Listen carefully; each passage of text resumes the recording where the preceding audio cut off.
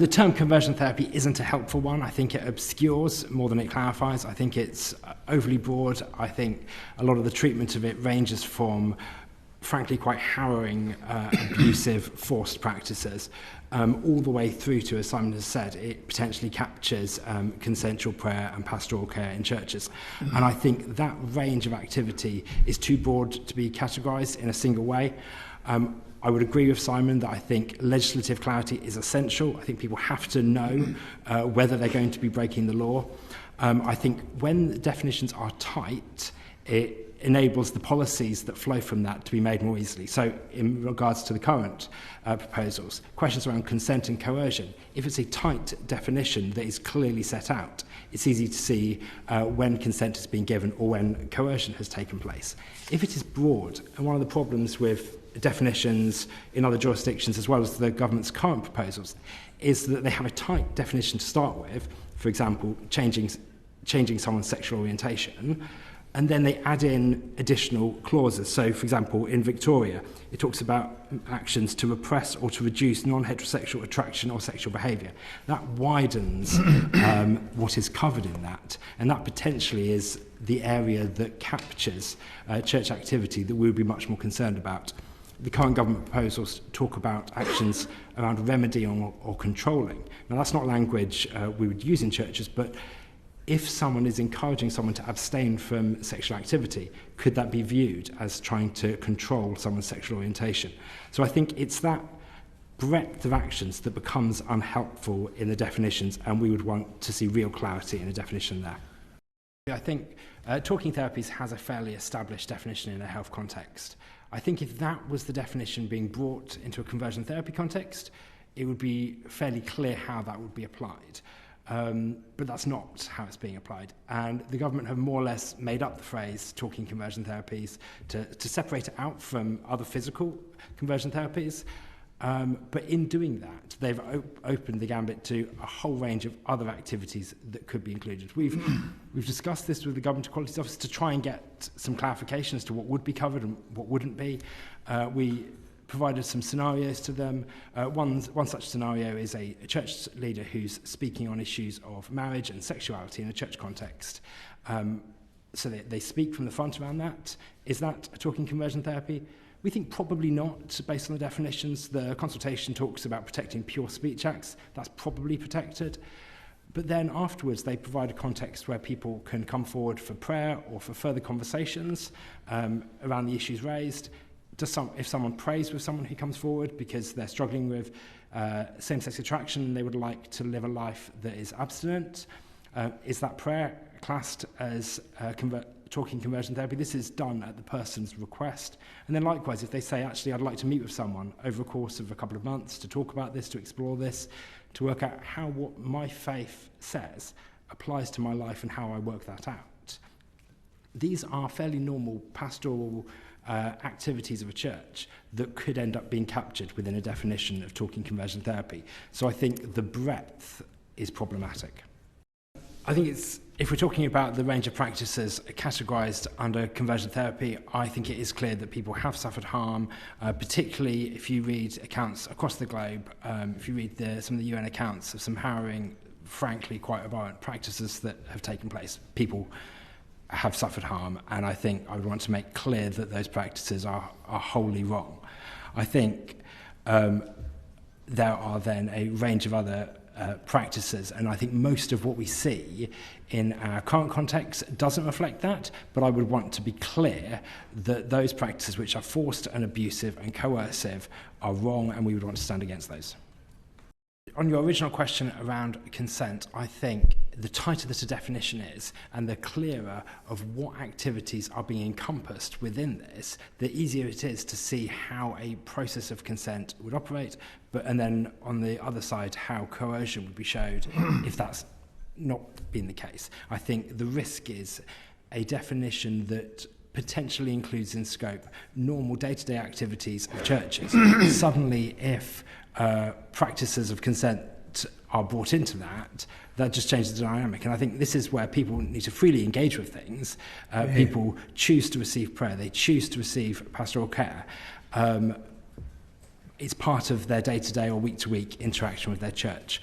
On the question around information, I think what is important is that people understand the teachings of a church, what a church stands for, that if someone is looking for prayer in a church context or seeking pastoral support in that church context, if they're saying, I want support to help live in accordance to the beliefs I have and the beliefs this church has, they have the information about what they're seeking to engage in. And I think that's what's important.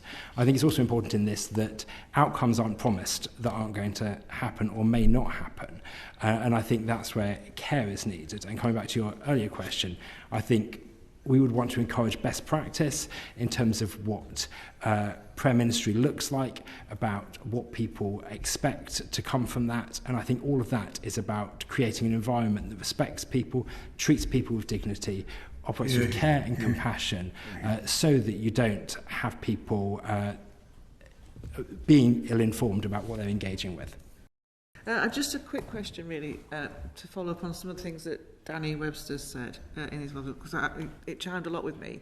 I can see what is spiritual comfort, and I can see what is conversion therapy, and the difficulty of putting that into law is I think, very challenging. And I just wanted your thoughts, Danny, about whether the term therapy is actually helpful in this context, because we are effectively talking about what are coercive practices. And from my perspective, coming at this from a background in health, the term therapy is fraught with risk for me in that it might outlaw things which are actually designed to give comfort and support to someone who some people do struggle with their sexuality or their identity. Yes, I would largely agree. I think in reference to the government proposals, as I've thought about it, I thought of three different categories of activity. There are physical conversion therapy practices, which are largely already criminal, and the consultation addresses. That's the first category. The second category is this newly created talking conversion therapy category.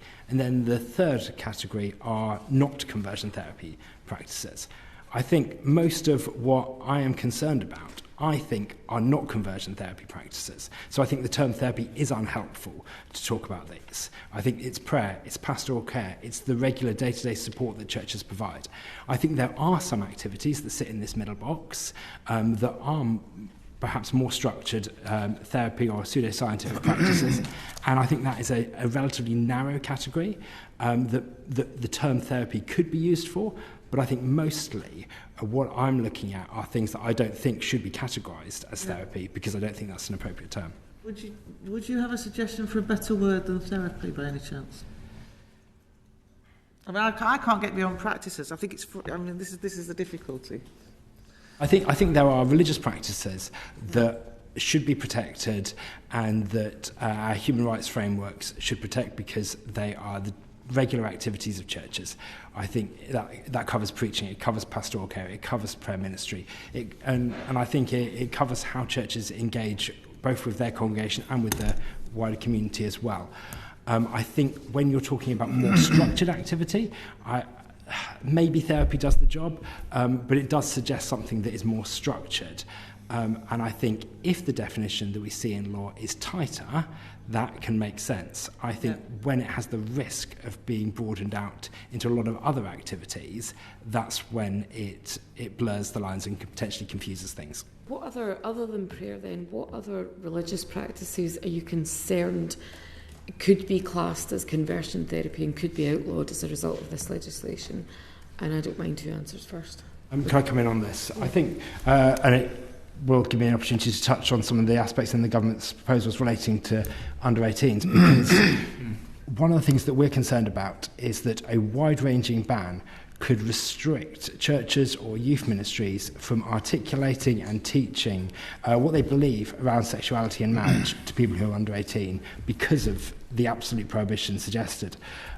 Because if the ban is wide, and if it was to cover teaching, if it was to cover pastoral care, it could put churches in a position where they can't offer pastoral support to LGBT young people who come to them for support. So I think the support that churches provide to young people shouldn't require churches to affirm a particular view of sexuality. Churches should be allowed to hold to a view of sexuality that is between a man and a woman within marriage and provide support to young people who seek it in that context.